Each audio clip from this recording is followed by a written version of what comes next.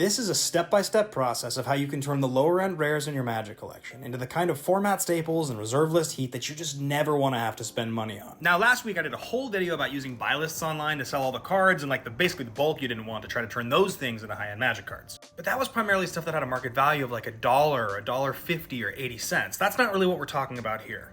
The types of cards I'm talking about here are more like the ones that range between $2 and $8, maybe 10 at most. They're the types of cards we play in our decks, but most of us just have a big chunk of lying around. And while the buy list option is certainly there to sell these same exact cards to like a Card Kingdom or a Star City, the reason you don't want to sell to a buy list is because these cards have a little more intrinsic monetary value. Which is why if you try and stock a binder full of cards that are worth anywhere between like $2 and $6, looking for the opportunity to trade them up, in a big pile for, say, one card that's worth $20, $25, you're going to be much, much happier and come out ahead. There are really two basic things you have to remember if you're going to go down this road and try to trade your way into value in this way. Number one, you need to be honest. Be ethical. You do not want to be that person who takes advantage of people and gets a reputation for ripping people off, because long term, that does not work for anybody, and it just sucks, man. It gives the whole idea of trading a bad name, and it's why I think some players are a little gun-shy for trading. Number two, this is a slow process. However, if you're willing to hemorrhage some value to trade up, it can go a little faster. Here's what I mean.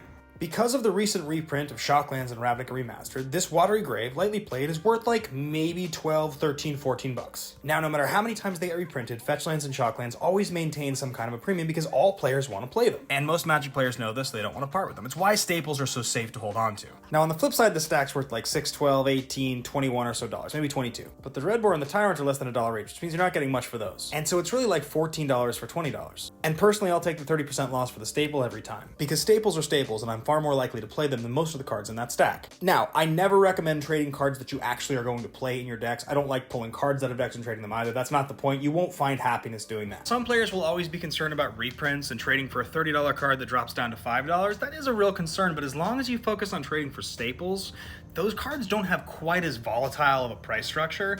Reserve lists are kind of a whole different thing we'll get to. That'll be the last thing we talk about here. But if you're just talking about trading for like Shocklands or copies of Cyclonic Rift or Teferi's Protection, or, Mana Crypts are kind of expensive, but like a Mana Vault or a card like that, they're really ubiquitous enough that you shouldn't get penalized too much by the price fluctuations that come with reprints, which means that ultimately losing value to trade up to cards like that is going to be in your best interest. Now, be a little bit aware of cards that have an artificially inflated price, old foils, reserve list cards that aren't playable, serialized. Trading up for those can be a little dangerous. But the stuff you're much more likely going to be trading up for is like an unused copy of Otawara, or an Enlightened Tutor, or a Triome. You might find like a Humility or Replenish or some card like that. But at the point you start trading for expensive cards, it's more like you're trading for an $800 dual land and they're going to want like $1,000 and $50 cards instead. That kind of a thing. It gets harder and much more complicated at that point. But overall, the same rules do actually tend to apply. At the end of the day, everybody in a trade situation should walk away from it feeling like they got what they wanted. If you're trying to trade up and you're trading away $40 worth of cards for a $25 staple, you're probably happy.